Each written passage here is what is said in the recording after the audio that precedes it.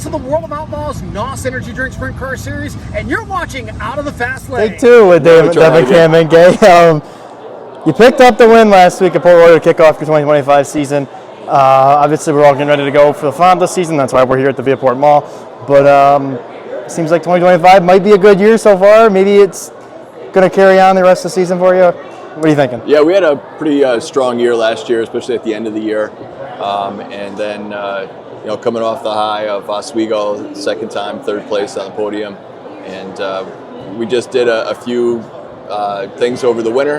And other than that, the car was pretty good. It was pretty fresh before we went to Oswego. So we didn't do much over the off season, freshened some suspension stuff and packed bearings, and that was really it. And kind of, hit the gate running this year when we go down to Port Royal.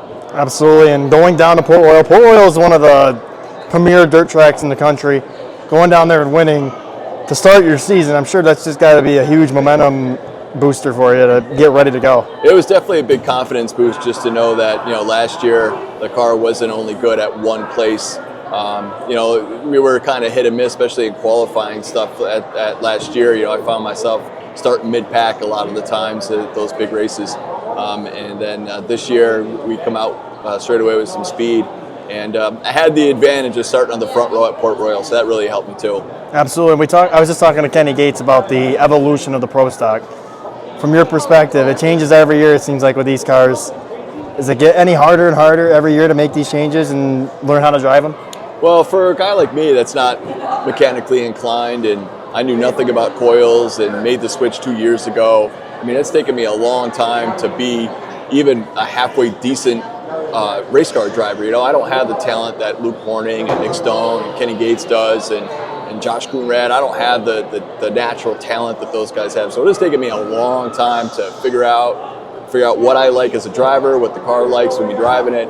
But finally happy to start having a little bit of success. What's 2025 looking like for you? 2025, we got over 30-some races on the card. We're going to be at Utica Rome chasing a championship there. I've never really raced for a championship anywhere. So this year we'll start out at Utica Rome. We're going to do the Thunder on the Thruway Series.